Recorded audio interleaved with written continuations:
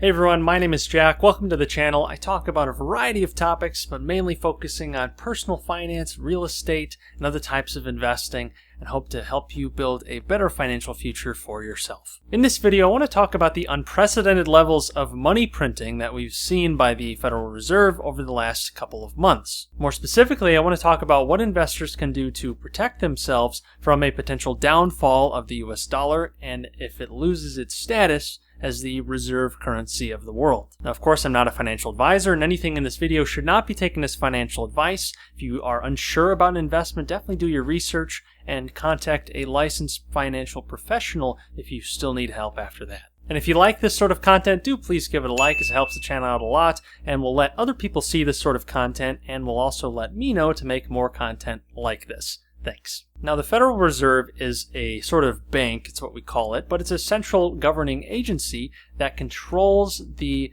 currency of the United States, that is the US dollar. Now, the Federal Reserve can do a lot of things to dramatically affect the entire economy. The big one that it's been doing right now has been what's called quantitative easing. This is where the Federal Reserve will print money to buy US debt, and now it's been buying corporate debt as well, to try and keep markets liquid. That is, allow investors to take their money and still get their money back by having someone to sell their bonds to, because when times get tough, a lot of times investors will get more conservative and won't buy these same bonds as they might during good times. So the Federal Reserve steps in and tries to keep that market liquid by being able to buy those bonds that other people would otherwise not buy in order for cash to keep flowing through the economy and hopefully to up spending at the same time. It's also used as a tactic to buy U.S. Treasury bonds that have just been issued, for example, for the stimulus package. That was very expensive and certainly is not able to be covered by our current tax revenue. So in order to pay for this, the U.S. government had to take out new debt by issuing bonds. The Federal Reserve has bought these bonds and then is paying for these bonds by printing more money. This is an attempt to prop up spending by having more money circulating through the economy and allowing the government to pay for much more than it otherwise would be able to afford, assuming it wouldn't be able to find other people who would lend us money. So we just kind of lend it to ourselves by printing more money. But that's definitely not without cost. Now, in the short run, it does look pretty good on paper. You have a lot more liquidity and people can spend more technically because we're taking out debt to pay for stuff now, but we're obviously going to have to pay that debt in some way. And as I've talked about a couple times in this channel before, there's a few ways to pay down debt. Now, the big one that is for a country to pay down debt is to print money like it's been doing, to actually raise taxes in the future to pay for that debt, or to default on it. Those are the three options. Right now, the weapon of choice has been to print lots of money to pay for lots of debt. And it's not really paying for a lot of debt. It's more just kind of kicking the can down the road. We typically just pay for the interest on the debt, and we're not really paying it all the way down. This raises a lot of questions about the legitimacy and the value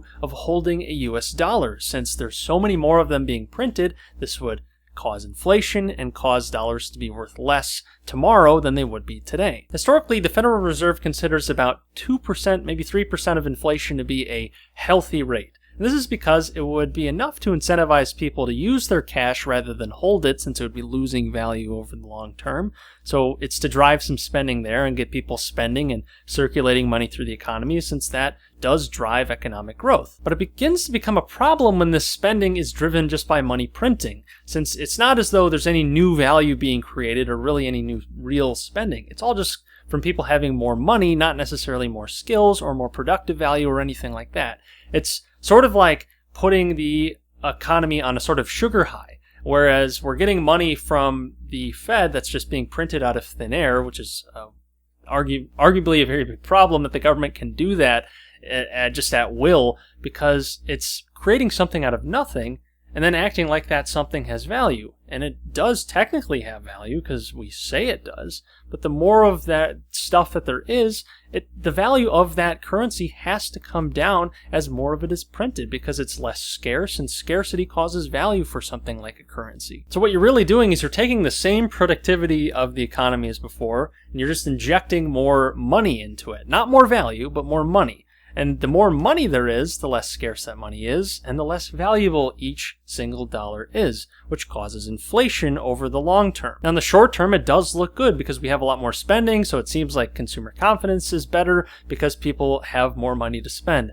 But again, when people have more money to spend just because it's handed to them via printing and not their actual fruits of their labor or any sort of productivity, you start to run into some problems. Because no new goods are really being created, you don't have more stuff to go around, but you still have more money to go around. So you have more money chasing the same number of goods, which drives up the prices of those goods. And with the way that the national debt has been ballooning, especially in the last decade or two, it's really a cause for concern, because unless we plan on raising taxes in a big way in the upcoming future, we're going to have some big problems in trying to pay off this debt. And it seems like the go-to strategy is going to be printing money for a while to at least sort of serve as a stopgap to prevent interest payments from skyrocketing out of control. But you're really just replacing one cost with another. You're replacing interest costs with inflation costs by printing money to pay for that interest. Now, this phenomena, and really just this overarching threat, causes some investors to behave in a very particular way. Peter Schiff is one of a number of investors who focuses on things like gold and precious metals to serve as a hedge against the lowered value of the dollar that comes with all this printing and all of this debt that's focused on the short term and spending it rather than investing it into an economy to produce more things. Peter Schiff is among those of the Austrian school of economics, which focuses on productivity and savings, as opposed to more Keynesian style economics, which focuses on aggregate spending and municipal debt to pay for and prop up that spending in bad times. Now, the argument is that gold is a finite resource. Yes, we are mining more of it every day, but because it's finite, or at least more importantly, the government can't just create more gold out of thin air. It can't print more gold like it can print US dollars in the Federal Reserve's case. Because of this, there's a lot less that the government can do to spend irresponsibly in their view, because the gold is fixed. You can't make more of it to spend for something that you can't afford. The only way to buy something you can't afford is to raise taxes as a government or something like that. You can't just print away your problems because your money supply is on a fixed currency that is gold. And that's what the US government had long ago, back in the 70s, before we were taken off the gold standard. You could actually turn in each Federal Reserve note, that is each dollar, for its value in gold. So even though more money was technically being printed just so we would have more to use, it was fixed to the value of gold. And gold's value doesn't change all of that much. It generally goes up over the very long term, as do a lot of financial assets, but it's mainly because it's finite. And as we have more people in the world, we don't necessarily have more gold,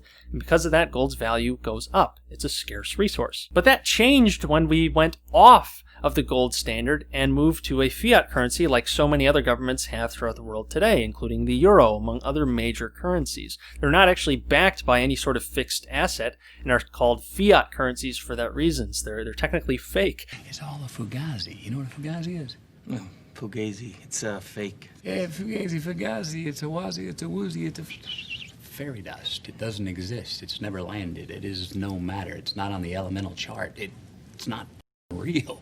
Right. Really, the only thing that props up their value is our belief in them. So if we don't believe in this currency, it doesn't have any value. It's not like gold, which is a finite resource that can't be manipulated nearly as easily as something like a fiat currency. And some would argue that gold does have some intrinsic value as well. We use it for jewelry and have for thousands of years to this point, and it does have value in some tech components as well. So it does have some intrinsic value. It's not as though it can go to zero necessarily. It has some value. Whereas the piece of paper that's used to print your dollar bill really doesn't have any value because it's a piece of paper. Maybe it's worth a cent, who knows, but you're really not going to get any value out of the paper itself. Whereas with the gold, you can actually convert it into something, even if you have it for something like jewelry. So there is some real intrinsic value there. The rest is what we call extrinsic value based on mainly its scarcity and what people believe it actually is worth. And that's the reason that gold's been used for thousands of years as a currency, at least up until this more modern system of using fiat currencies, which governments use to take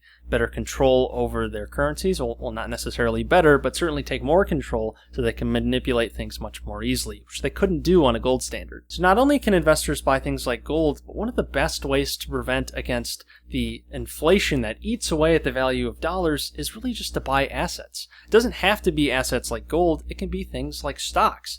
But if you believe that stocks are getting to be overvalued, as many investors believe they are today, you can look at other things like real estate. There are all sorts of assets that are technically protected against inflation because they would typically rise in price as well, whereas a dollar would lose its value during that same time if it wasn't invested inside the asset. Really, that's one of the big reasons that we invest in the first place. It's not only to ensure that our money can try and make more money, but it's really just to at least keep up with inflation so it doesn't lose money sitting there in cash. This goes back to what's called the time value of money. The time value of money states that a particular amount of money today is going to be worth more than that same amount of money tomorrow. This is really because of inflation and the opportunity cost of not investing it to try and produce some sort of return. And with all of this money printing that the Federal Reserve has been doing, it makes it very enticing to want to move that cash into some sort of asset. It was never really a great strategy, at least over the long term, to sit on cash, but definitely it's becoming worse as more and more money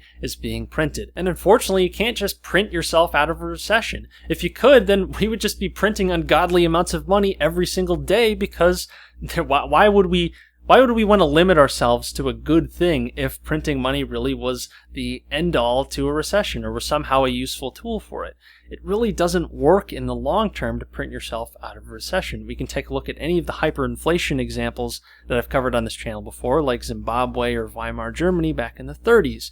It doesn't work to just print yourself out of something because you end up printing yourself into a hyperinflationary period if it gets out of hand. And the biggest danger during a hyperinflation period, besides obvious things like total economic collapse, is the inflation itself. And the way to avoid that inflation, or really more like ride up with it, is to buy assets that are at least somewhat protected by inflation because their price will rise too.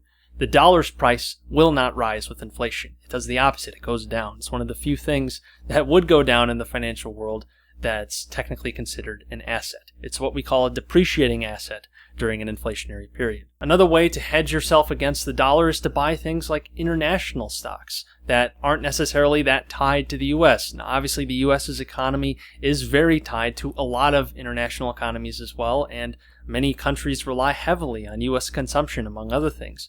So you have to be careful there. But that is another way, at least countries that don't rely on the U.S. dollar for so much of their own economic activity. But in general, really, you're just looking to buy assets that won't lose their value as inflation rises and instead will ride up with inflation and hopefully a little bit more on top of that. That's what you'd be aiming for over the long term. You have to be careful what you pick since not all assets are made the same and some assets are very overvalued right now, some are undervalued. It's up to you to do your research, try and figure out what works for your strategy. Every person's is different. But really the whole goal is to buy things that will keep up with inflation and ideally will beat inflation over the long term, because holding on to something like a naked dollar will not do very much over the long term when we are printing more and more of them at what's been an accelerating rate. Well, anyways, that's all I've got for today. If you like this video, please like it since it helps the channel out a lot. And be sure to subscribe so you don't miss any of my new videos. I post new videos every single week on personal finance, investing, real estate, and plenty of other similar topics. So don't miss anything by subscribing. And if you want to get started with investing, I have some links in the description. You can get yourself some free, hopefully inflation-protected stocks by using my links for Webull and Robinhood. You'll get 3 free stocks by signing up for 2 of them, and that's free money, everyone, so you might as well take it. And that's not printed money. That's a real asset in some sort of stock that Webull will give you, potentially up to $1,400 in Webull and potentially up to $200 per stock with Robinhood. Definitely let me know what stocks you guys get, but until next time, take care.